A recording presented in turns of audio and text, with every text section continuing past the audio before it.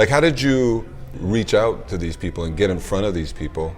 So how did you get in there? Yeah, I mean, it comes down to engagement. Whether you're selling B2B or B2C, how do you keep people engaged? What are you passionate about? What makes you passionate?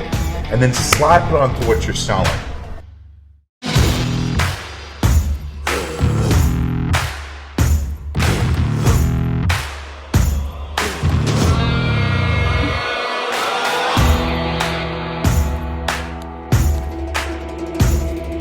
So we are at Peel Pub. You didn't even like count down into it. You just we're at the Peel Pub. We're at Peel Pub on Peel Street in Montreal. In Montreal, and this is like it's a very, very famous spot. It's a place where a lot of the students come and hang out.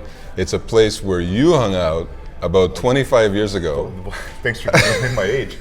Yeah, but here's the problem. When I used to come here 25 years ago, it was 99 cents for a plate of spaghetti. Now it's $8. Yeah, it's $8 with spaghetti and butter. With spaghetti no and extras. Butter. No, you got the tomato sauce on top. Yeah. And I think we used to pay $2 or $3 a pitcher for beer. Yeah, I'm sure that's changed too. But this was a great student hangout. It's a great place to bring clients, guests, employees. It's awesome. I love coming here. Nick, I'm so happy that you're here. When I found out you were coming to Toronto, the first thing I did was, hey man, you got to come to Montreal. So glad that my main cousin is here. Yeah, buddy. To do a video, a video blog with me. That's amazing. It's great timing. Are you kidding? This is perfect, man. So, real quick, I grew up here in Montreal. And now I live in Arizona in the United States. I live in Arizona because I'm high on vitamin D. The sky is blue every day, but it does not have the culture of this city. I'm so excited to be here. Yeah. And we used to work together when Simply PHP was just in its early stages. You were actually the first ever sales guy that Simply PHP had. You closed the first big sales. Big sales. Sales that basically allowed us to survive and grow to where we are today. So I always have a sweet spot for that. Buddy, I got a soft spot for this place because this is where I cut my teeth selling, because I had only ever done B2C, business to consumer selling before. I'd never done business to business, and we were it was like, hey, why don't you come help us sell? And I'm like, okay, great. Where do we start? No. That's not how we started. I'll give you a little backstory of how we started. We're going deep. We're digging. He was living in Montreal, and you were in the construction business somehow. You can clarify it later if you want. And you wanted to build an app, so you came to Montreal from Toronto to pitch this project to myself, my partner Raf, and our CTO at the time. Yes. You came with a big construction jacket, big construction boots, and construction gloves, and I think you even had what do you call those vests? You had a security vest on, so you were like dressed for the part. And we never ended up doing the app. But as soon as you left the office, both of the guys came running into my office and said, Tony, we have to hire this guy, man. We have to hire him somehow to do something. Am I wrong? Okay, I never heard that side of it. All I know is I'm driving back to Toronto, and you're like, so. Yeah, I didn't even let you get back to Toronto yet. I'm like, dude, you have to come and sell with us. And you're like, you have to come and sell. And I'm like, what are you talking? I know nothing about IT. Yeah. I still barely know nothing about IT. Yeah, your big construction jacket on. Right? I know nothing about selling B2B, and but you guys kept pushing, and I'm like, that was great. I said, okay, you know what? Because also too, it was such a fun environment. I'm like, I want to work with these guys. I want to try and figure out how to make this work. But I think the toughest part was, and I keep saying that, is back in 2010 when we first started, and I think this is 2011 when you started with us. Sounds about right. We had no track record. It's not like you can point to Simply PHP and said, hey, these guys have done this, they've been in business for this long. We were literally green, yet you were still able to close some pretty major deals. You know why? And this is something I talk a lot about when I'm talking about sales and marketing, or when I'm training salespeople, is what's the story, right? And I always tie that back to Montreal, because I think there's a storytelling aspect to Montreal. Everyone's a character here. Everyone's got a personality. So what is the story? How are you going to make what you have different? And so, what's the competition? Outsourcing to India. Yeah. So the kind of story we weaved at the time was, well, these guys are in Montreal, so it's like a European city, super creative people, right? We're artists and architects, and code is art, or so I learned. And then also, and it's true, these guys are so well educated because university here, or college, is so much less expensive that it's like a quarter the price of the United States. So the main target was the U.S. So you're speaking Yes. to Americans right now. Okay. Yeah, thank you. Okay, so cool. we're selling to Americans, and how are we going to pitch, that we've got a unique, product, and what's unique about us, and they're outsourcing to India where it can be messy and muddled, and we're on the same time zone, we speak the same language, we're here, we're well educated, we're creative. It's funny, that's our same sales sort of pitch today. I'll invoice you. It's kind of 10 years of selling. It's become easy to sell now, but it's funny now the phone rings, right? But back then, like how did you reach out to these people and get in front of these people from Toronto, talking on behalf of a company with no track record? Yeah. Right. So how did you get in there? I was so motivated. Cold calling? Was it cold calling? No, it wasn't cold calling. It was all through LinkedIn, and I didn't realize at the time that I was learning tech, because we didn't know where to start. Like it was to the point where I'm sitting there with some of the developers trying to understand. And when the CTO first talked to me about technology, he's like, "Let's start with binary code." And I'm like, "What am I getting into here?" Yeah. So these guys, I'm like, "What's hot? What can you guys do? What's in demand?" And they're like, "Well, Ruby on Rails and JavaScript." Oh, that's right. It was Ruby on Rails back then. It was Ruby on Rails. It was the hot ticket. So I started like looking on job boards, like where are people posting for projects. We didn't know. I mean, now I look back and I'm like, okay, you want to start this today, Tony? This is a whole different kettle of fish. Yeah. But long story short, I was getting into these groups where these developers and CTOs were, and I was literally copy and pasting a message of, hey, we're in Montreal, we're unique. Okay. What do you need? Groups on LinkedIn, you mean? Yeah. Because LinkedIn was kind of tame back then, right? It wasn't like it is today in 2019, where it's more social. There's a lot of posting and liking going on. LinkedIn back then was more conservative, if I'm not mistaken. You're right. It was essentially a place to post your resume and look for a job. Yeah. Whereas now, that's one thing I'm always telling people: if LinkedIn's not part of your business marketing strategy, you are missing out. The opportunities are huge, and especially with LinkedIn Live coming. But yeah, so just finding these groups of technology guys, and I'm like, I got something different. Who's having trouble outsourcing globally right now? I got it right here in Montreal. Nice. 6-hour drive north of New York City. Now, did you do that, because that's networking on LinkedIn, now did you do that physically in Toronto as well? Because you were out of Toronto back then. Did you attend Toronto networking events or any networking events in the US? So I tried in Toronto, but it wasn't the same. So 6 years ago, I moved full-time to the United States, and networking there is on a different level. Okay, you moved from Toronto right to Phoenix, right? Correct. Okay.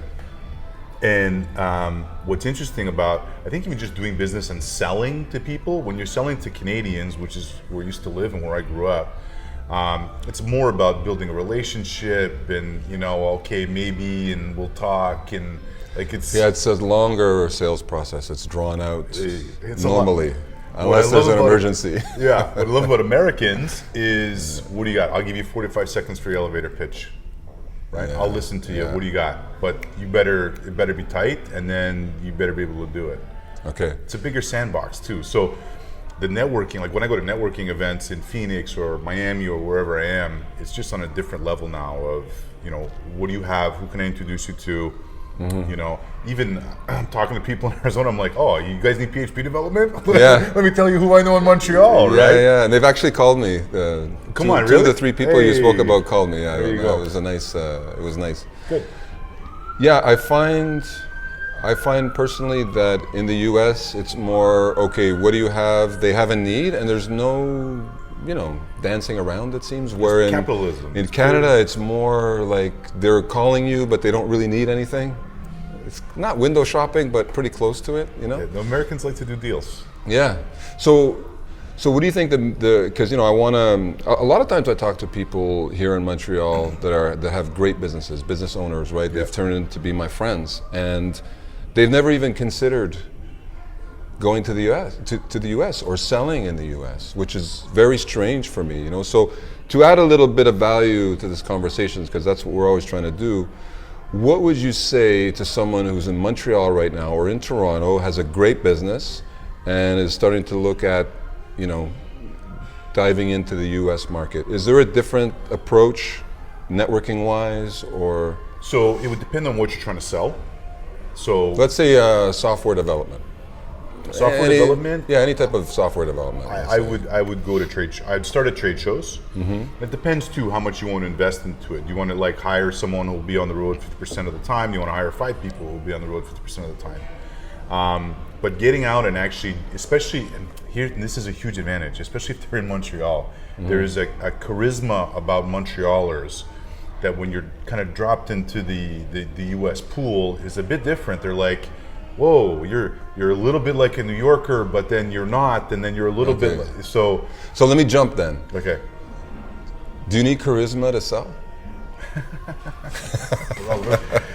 You do need charisma. Let me go back to networking quick. Okay. So trade shows are really good. Trade shows are a great opportunity, and when you come from Canada, you go to a trade show here, and you realize how much it scales, especially like the big ones in Vegas and stuff, and that's a great opportunity.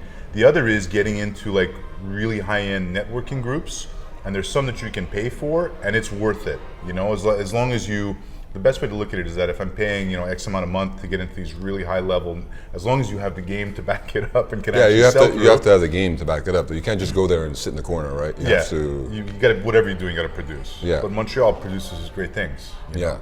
So except baseball teams. Don't talk about I wore my Expos hat just for this. You knew that was going to come up.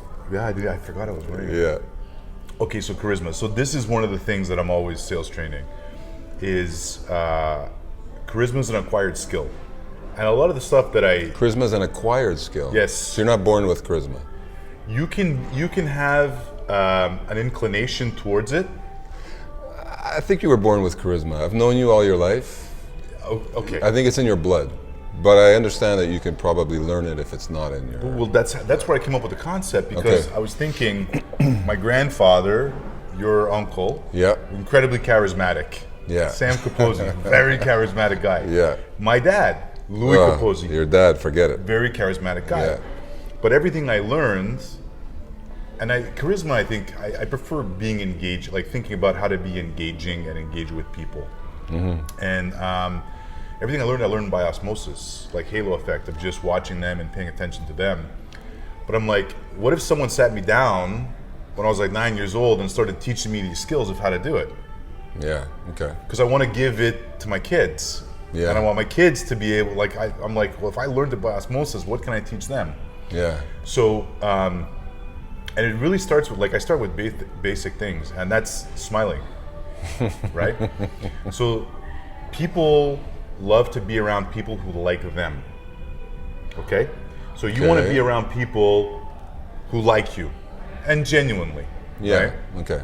It's a psychological effect. There's a term for it. I should text my mother and find out what it is, but there's a term for that. So people want to buy from someone that they like. Just period obviously. in life. People, people, of course, that's the number one rule of selling. People buy from people they like. Okay. But people just want to be around people who like them. So how do you engage? What's the easiest way to engage with someone is smiling. Yeah. Right? And depending on where you are, and I've been fortunate that I've been able to travel for work all over North America and the world. Some cultures smile more than others. But if you smile, you're engaging, right? You're drawing someone in automatically. And that even if you're dialing for dollars to pick up the phone to make sales calls, or if you're getting on a stage to go pitch a presentation, I always tell people to smile. Like when I'm dialing the phone, I'm smiling, right? And it's because it's who I am, and it becomes part of your lifestyle and your own personal culture. But people want to engage with that. Another thing, I'll give you a couple real quick. Eye contact. Okay. So a lot of people still look away. If you have good eye contact with people, you're engaging with them. Ergo the charisma. I saw in one of your sales videos, your instructional videos, you were talking about people like to buy from people they like. People like to also be asked questions. So that's one of your your procedures is you ask people where they're from, type of thing. Is that part of the? So this ties into, Is that part of it? okay, well, I'll dive even deeper. So I spent a lot of years working in the cruise industry and retail. Okay. So you have people from all over the world, but our buyers were typically American, right? Cruise industry, retail, meaning Cruise ships. selling on the ship. Selling On and off the ship. Jewelry on and off the ship. Yeah, Okay. duty-free okay. stuff. Okay, T-shirts, liquor, whatever, jewelry, Jewelry is anything the big duty-free. ticket though, right? Absolutely. Okay. So one thing I learned in actually spending time on these ships is that Americans, after, and this is probably true about most people, but I really find it about most cultures, but I really find it about Americans. After themselves and their loved ones, Americans love to talk about where they're from. Where they're from. It's very tribal, right? My state is better than your state. My college is better than your college, right? That you wear your colors, your Wisconsin, your Arizona State. Yeah, nice. And when I tell this to someone who's working on the cruise ship who's not from North America, who's maybe from South Africa or from Europe, they're like, "Oh, I get that right away. Okay, you're right. They are very proud of where they're from." Okay. So one of the things I always get them to say or ask is, what state are you from, or where are you visiting from? And they'll say, I don't know, New Mexico. If you ask and probe questions, you'll start to learn more things about that state. Like, if I go to New Mexico, what's the one thing I got to do? Well, you got to eat hatch green chilies, or you got to go when they have the big fair with the hot air balloons every year, or you know what, the skiing's actually amazing.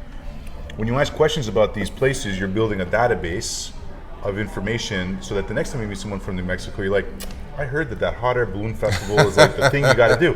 And they're like, yes, you're right. Yeah. And in that moment, that second person now, automatically you have some rapport. You have some rapport with them, built-in credibility, engagement. And it's not misleading. It's just a way of breaking down a barrier and building rapport with someone to get them to like you. Yeah. So then you can start building a sales relationship with them. Here's the thing. The way that I always sold direct to consumer to anyone is I'm not gonna make you buy or push you to buy anything you don't want to buy. Like, I'm Canadian, right? So I still have that in the back of my head. I want you to be You're happy. Apologizing all the time. sorry. Sorry, where you're from. I'm sorry. Yeah. I'm Canadian. I'm sorry. But because I love engaging with people naturally, right, and talking to people, and I want to know where people are from, and especially just spending all these years on these ships. I mean, if you don't have a natural inclination for that, you're not going to last long on these ships, right? Yeah. So I would just chat with people, and then they're like, "Oh, by the way, you know what? I'd let them lead to say, it's my wife's anniversary, or you know what? I saw these watches are duty free. Is really 35% less than what I paid back home and no tax." So I would invite them into that and let them lead the conversation. But I would always try and train my guys to be the focal point, be the main person on the ship that everyone, I got to go see Tony. Yeah. You know what? You kind of get a little bit famous on the There's ship. an opportunity to celebritize yourself. But what I realized is that this translates to any kind of sales process or any kind of situation. There's lots of different ways you can do it. You just tailor it to whatever you're doing. Okay. So let me ask you, I sell services that I don't understand. Yep. Right? I don't shy away from that statement. I also tell prospective clients, I'm not technical, so it's kind of easy for me. And a lot of times the person on the other end of the phone is not technical also. So I have that little saying that I don't know how a light bulb works, but I can sell you one. Right? If you need one, right? If you need a light bulb, I can sell it to you. So how important is it to be super knowledgeable about what you're selling? Like, I'm super knowledgeable about the development process, like how my company is going to work. I know what the project manager is going to do. I know what the developer is going to do. I don't know how he does it, but I know what the developer is going to do. I know how the time logs work. So I'm a specialist in that. But the actual work, I have no clue what they're doing. Right, because you're the operator. That's it. So how important is it to be an expert in your field when you're selling? So there's 4 things I teach. Number 1. People buy from people they like. Charisma is an acquired skill. But one of the 4 things is talking from a place of knowledge. And this is interesting because I actually came up in radio. and it was a producer one day. Wait a second, you came up in radio. Yeah. Don't just gloss over that stuff, man. What do you mean you came up in radio? Okay. I remember when you were like 17, you were doing voiceovers for telephone answering systems. Hi, welcome to this, for sales, press 1. You were doing that stuff. I remember that. So that led to radio? No, I went to school for broadcasting. I knew as a kid I wanted to get into broadcasting. Okay. That's what got me onto cruise ships. They're like, hold on, you're a presenter, you can get up in front of people. So someone noticed you and said you should be selling on cruise ships. Well, they said you should be on cruise ships, which wound up turning into a sales job where I learned about selling and marketing and building brands and stuff like that. And so over the past 20 years... This is like when you were 20 years old? Yeah. Okay. So over the past 20 years in my professional career, about 65% of it I was in the cruise business, specifically in retail. And then I've worked with startups, including yours, which is now simply PHP, which is legendary. Thank you. But it was this radio producer, this radio producer, Kyle Taylor in Toronto. And he's like, Nick, stay in your lane, because when you're talking about this, you know it, and you're talking from a place of knowledge. Okay. Don't try and be something that you're not. Now, but the key takeaway was talking from a place of knowledge. Okay. I'll give you an example. If I had this kid who was on a cruise ship, and he said, Nick, I want to do seminars on Scotch, and I want to get really good at selling Johnny Walker. I said, I can help you go through the seminar. That specifically? Yeah. This kid, he was a really driven kid. I like this kid. Okay, well, he must have succeeded, because when you're driven and specific like that. Well, he was awesome. so that's. That was the little patch he had on the ship was the duty-free liquor. But he's like, I really want to get good. I want to do a seminar, and I want to sell Johnny Walker. So I helped him with this presentation. But I said, you have to understand, if you want to sell Scotch, and you really want to sell Scotch, unless it's someone who's coming up and looking at the Johnny Walker labels, and I don't know enough about Scotch to have this conversation. Yeah. But I said, you need to know everything about Scotch. You need to know why the peat that they're smoking the Scotch with is different in this part of Scotland than this part of Scotland. Yeah. If you want to be the premier seller of this, you have to know this. Nice. I can't sell you a car, Tony, because if I look under the hood, I don't know where to begin. I know where the windshield washer fluid goes in, that's it. Yeah, and it's hard to trust someone if they don't know differences between different cars or scotches. Exactly. Yeah, it makes sense. So I tell people, if you're going to sell IT, you need to learn IT as much as you can to be able to have the conversation. But you're the operator and you're running a huge company that has all these people under you. You just also happen to be the tip of the spear for sales. Yeah. So what I love about how you and I work, like we'll always tell people, look, I'll shake your hand. It's a done deal. That's how we do business. How Montrealers do business. So there's an authenticity to how you're selling, and again, the knowledge of what you have in terms of the operational. So they're going to buy from you, no problem. Plus, he's also really calm on the phone. Yeah, it goes well, but I'm normally dealing with people who are looking for my services, right? Yeah. So if you're looking to buy a pizza, I can sell you pizza pretty easy. You know what I mean? If you're hungry. So, but what you did and do and what you teach is most impressive because it's sort of outgoing. Like people are, I can buy a watch or I don't have to buy a watch, right? They're not necessarily driven to buy, whereas when I talk to people, they're normally, I got to get this done, right? Right. So no, because they made a mistake outsourcing overseas. Well, I got a mess. I was talking to a buddy of mine in Phoenix. He's like, I outsourced to South America. It was a bit problematic and buggy. And, South America is not bad though, to be honest with you. There's some other places that it's much worse, but this is a thing when I even since I went back to the cruise ships and moved to the U.S. Whenever coding comes up in a conversation, because I started talking about New Mexico, which led to this, which led to that. I'm always like, so now my cousin and his partner, they have this great company in Montreal. He's like, I outsourced to so-and-so and I had a problem. I see why people need that. Yeah. So you're in a unique position. It's almost, you know what? Here's an analogy. You're like a plumber. It's 24-hour plumber, right?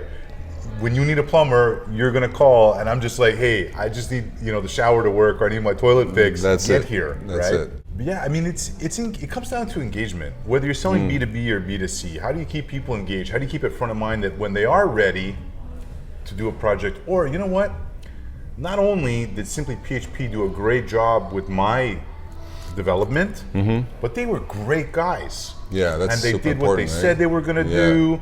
They did it on time. They did it on budget, right? So that referral networking is Yeah. huge, you know, especially with like the type of projects that you guys are able to take on.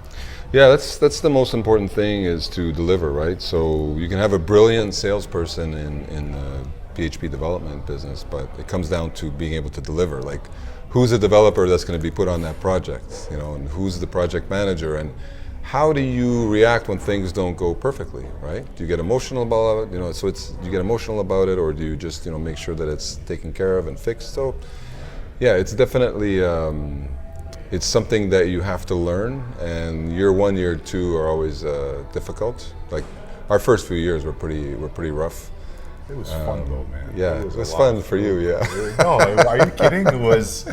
Yeah. It was like I said earlier. It's like where I cut my teeth. Yeah. Like, figure it out, Nick. Yeah. And another thing that I really learned then, and I really, you know, anytime I'm in a conversation, I make sure I say this. Sales is tied in with your marketing, is tied in with your customer service. The whole thing is a package. Yeah. It's almost like, you know, think of a restaurant. You got front of house and you got the kitchen, right? So your chef's in the kitchen, chefing it up, building the technology, but your maitre d', your servers, your bussers, your food expediters, I mean, those are all, it all has to work hand in hand, right? Yeah. And that's where another thing that I've noticed is that sales and operations so often, you know, butt heads, right? So how do you really make them flow together? I think it's important also that a salesperson has to believe in what they're selling. You have to. So, like, this kid that you're talking about really believes in that. What was it, Johnny Walker Scotch? You know, like, if it wasn't anything good, it would be difficult to sell, right? So if you know that your company is actually producing and delivering on what you're selling, the confidence it's palpable. You can see it, you can feel it, right? 100%. Yeah. 100%. So how do you feel about the evolution of LinkedIn now? Like, how do you feel about where it is now compared to 10 years ago, where you were actually able to make it happen on LinkedIn, which was incredible, considering that it was kind of in a dormant state. Like, it was a place where you just put, like you said, you put your resume. Yep. But now it's kind of developed into this really active, really social, collaborative area. So what do we do? Scratching the surface. Yeah, It's just it is. scratching the surface. Yeah. Like, because there's so many advantages to LinkedIn, and I am a believer. I'm not like a reseller of anything. Yeah. We don't have shares in LinkedIn. But I am obsessed with what it can do. And as much as I've learned over 8 or 9 years of messing around with it, I'm still just at the beginning stages of what can be done. Okay. And a big part of it right now is creating content, and especially when LinkedIn Live comes. So now it's October of 2019. It's in beta right now. But what's going to happen is, if we were having this conversation right here, right now, live with LinkedIn Live, it's going to go to the top of everyone's organic feed right away. Oh, so they're going to push it then. Well, not so only LinkedIn's that, going to push it to the top. Exactly. Yeah. So LinkedIn will push it to the top. Plus, you know, you'll get a thing on your phone. Hey, Tony and Simply PHP are doing a live show right now. Tune in to what they're doing. Live is challenging. So these videos. Don't be afraid of live. I don't think I'm afraid. In this format, it's okay. Not like, you specifically, but like, people are afraid to put content. Period. Oh, yeah, that's true. Well, all of the content that I create personally, LinkedIn is pretty much the only place that I put it, because it's the only place that I really understand. I really understand LinkedIn. I don't understand Instagram, Twitter. What's the next? The next one is TikTok. You know, I don't.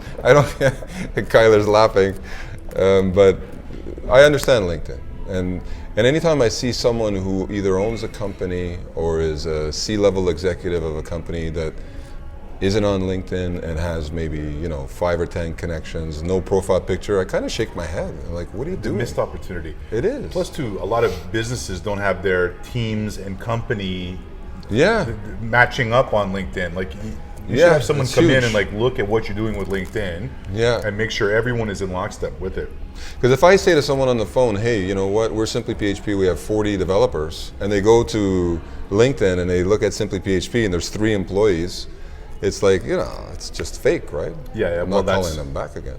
Well, exactly, right? Yeah. Plus, I think there's something, and we've talked about this, the more content you're creating, the more you realize that people, when they're vetting you, will go and look and say, oh, look at these, oh, these guys are interesting. Oh, these guys are really talking about PHP all the time. Oh, Yeah. I'm going to go see them in Montreal. I got to go have a poutine, and I got to go to the Teal Pub, Yeah, even though it's not 99 cents anymore if they play spaghetti. I can't believe we're not having a poutine right now. But I had one 2 days ago. I just got into town. I will have a poutine soon. Yeah. But I just got in. I came right to see you first, man. Yeah, that's amazing. Right to the top. So you drove in. You flew in from Phoenix? No, you flew to from Toronto. Phoenix to Toronto, and then you drove from Toronto to Spent Montreal. some time with the family, the kids with my sister in Toronto. So my wife and I are just here for the weekend in Montreal. That's good. So I've seen a few videos that you've done. You sent me a few links with the white screen. Yep. So companies use that in what type of situation? Like internally? I just did a project where I did like 50 videos on how to sales. 50 videos? Yeah. 50? Okay. Yeah, but quick stuff, right? Interesting, Okay. engaging. Here's the 4 key points about selling this product. Okay. So until you build off of what you have, I'm going to give you the base. Do you mind Write if we this put down. that in the video just for us? Fuck, you kidding? Of course. Okay. All right. So it's just simple stuff. I always use a white screen behind me because this is awesome, but it can be distracting, right? If I'm trying to this get is you more to casual. learn something, Yeah. and then I'll give you, okay, the 4th thing I teach, I'll do it right now like I was doing a video, is passion. Okay. And I always ask people, what are you passionate about? Stop, take a second, think about it. Okay, what is it? Right, so I actually engage with the camera and use the video. That's and cool. That's a sales video, sort of. What are you Sales passionate video, about? Okay, right? sales video, yeah. But what are you passionate about? Because I don't need to be passionate about PHP development to get up and get excited and enthusiastic about selling it, right? But what makes you passionate, and then slap it onto what you're selling. So I had this girl once, and I'm like, what are you passionate about? She said, money. I said, you can't, I always tell them Money. 2 things. Money is a short-term motivating factor. Yeah. Okay, no matter how much money it is, it will not drive you long-term. The other thing is you can't, because in the cruise business, you can't talk to me that you're passionate about travel unless you're drinking pig's blood in Borneo. Then you can talk about passionate travel. If you're going on a cruise, you're just seeing little spots here and there, which is great. It's awesome, but it's not the same thing. Okay, yeah. It's like a sheltered trip, right? I've never been on a cruise, so I don't know. It's amazing. Yeah. So You gotta hook me up. I'll hook you up. I'll buy some scotch from that guy. Yeah, buy some scotch. What's his name? Do you remember his name? Brisbane? No, Brisbane. I think so. He's from India. He's a great guy. Okay, cool. Love India. So if I get someone who's passionate about cars and they're like, whoa, let me talk to you about cars, and I love, think about that when you're about to dial that phone and smile, or step on that stage to do a presentation, or shoot what gets you excited. Oh, so take the state you're in and transfer it to So I whatever had you're this selling. girl, That's- and she's like, money, That's pretty money. cool. And I'm like, Money, no. money. I'm like, no. Stay away from that girl. No, tell me what gets you Goodbye. excited. What wakes you up and Yeah. you're amped up. Yeah. And she's like, money, and I'm like, think about it. I said, we are not ending this She kept conversation. saying money. Wow. Because she couldn't think. And she goes, oh, like this was her reaction. I know. The little hot dogs, the little dogs that look like hot dogs. And I'm like, you mean a dash? She's Smell- like, yes. I follow the money. But I saw this level of excitement, and I'm like, well, that's it. Okay, listen. Yeah. She's like, no, they have little outfits, and she's going. And I'm like, okay, hold up. Now, it's too much. It was That's reined in. awesome. Yeah.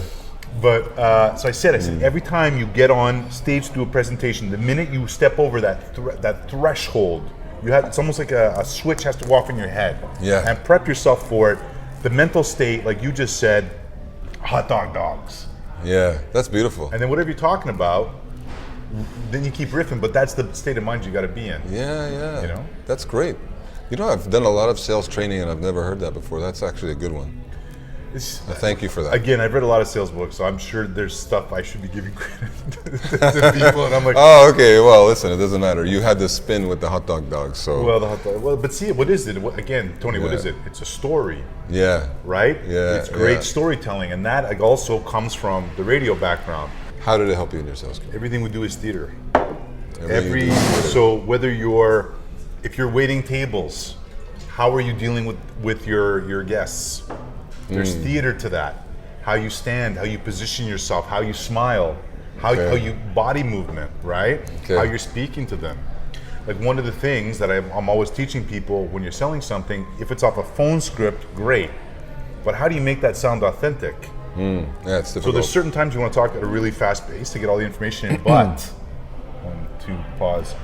When I want to highlight something that's important, change my tone, change my tempo, use pausing, Okay. right?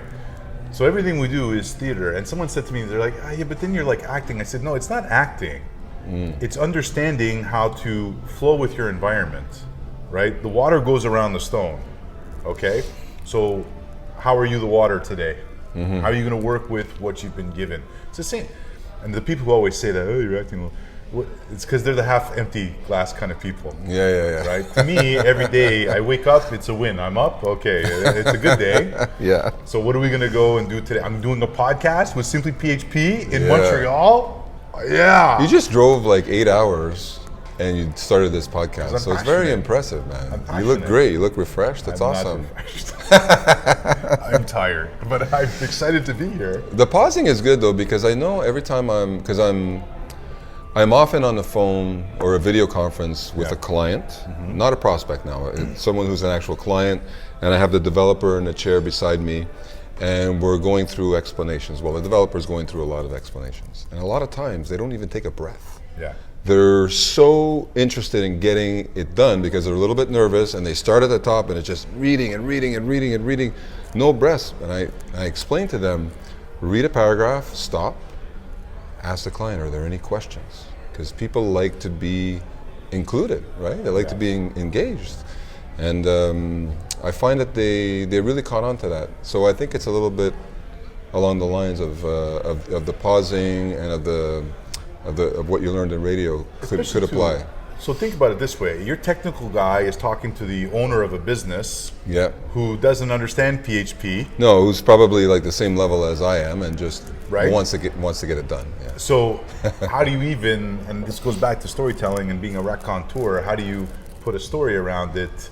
Just like developers from Montreal are amazing because they're artistic coders and education, university education is very inexpensive here. Yeah. And they're artists, man. Don't you want an artist work on your And they're code? hip too. Very hip. This is like the hippest city. I love coming here. It makes me feel very unhip. But it's good. Especially with the Expos hat. God. I think you're the only one in this. No, No, I love the Expos here sounds Expos. I great used to here. be a season ticket holder when they were here. I love them. I'm a baseball widower. Yeah. Aren't they in the I don't playoffs want, now? I don't want to talk about the Nationals. They're going for the pennant? Stop it. Well, I'm just saying, you should be happy for them. Stop it. Are they going to come back to Montreal? So I really think that yes, the Expos will be back. I think this is the number one market that doesn't have a baseball team right now. And I also think they want to go to Mexico. Baseball wants to expand to 32 teams. There are 30 right now, 15 in each league. But because they have interleague play, I'm losing him. No, I get it. Interleague play. Interleague play going on. They don't want that. They would like 16 and 16, so they want to add 2 teams, but they're not going to do it till the stadium situations are sorted out in Tampa Bay and in Oakland.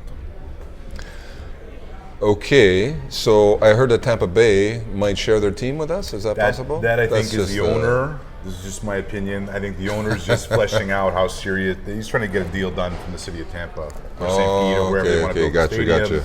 Montreal is the threat of, well, if we don't get what we want, we'll move to Montreal. There's no stadium in Montreal, though. No, they'd have to build a new one. stadium, but they bought land in Griffintown here for... Griffintown would be so amazing for a stadium. Oh, man. If the Expos come back, I will be here at the home opener. I'm totally a season ticket holder if they come back. That would be so great, man. It would be, yeah. Nos amours. Yeah. Miss Expo. Go Tim Raines. Tim, Ron LaFleur. Never mind Tim Raines. Ron LaFleur, baby. I used to sit here at the Field Pub, eat 99-cent plates of spaghetti, and watch the Expos. It was great. Yeah, that's amazing. So, how was that? How we doing? It's awesome. Yeah? Very engaging. I'm like, oh, I should write some of these notes down. I'll listen to it though. Yeah, you're going to have to listen to it like 10 times, this poor guy. Any advice for maybe a younger sales professional, someone trying to Heck get yeah. in the industry? Was that question on tape? Just so I know. Yeah. Okay. Yeah. Get a mentor. Find someone. Get a mentor. 100%. Find someone that you want to work for or learn that business. Find someone who's good and offer to work for free. I've done that. I've said, hey, can I work you know, on the weekend for free for you for a while, and they're like, "Are you kidding me?" Listen, it's tough to find really good sales training out there. That's why, like, and the funny thing is, I'm not even a sales trainer. It's just part of like what I do in sales management, you know. So finding someone who will spend time with you is great. As to the first question about someone who's maybe insecure or not there yet, some people are wired to sell and relationship build, some aren't. Some people are drawn to it because they're like, oh, I heard there's good money in sales, but do you have the inclination? So there's an old expression that like 10% of the salespeople are making 80% of the money, and that is generally true. What I try and convince business owners of, there's another 20 to 40% of guys you already have that you've put money into. Can you increase what they do 5, 10, 15, 20, 30% more than what they're doing? And that's totally possible. If someone has any kind of sales, there's a couple different ways you can sell. Very technical.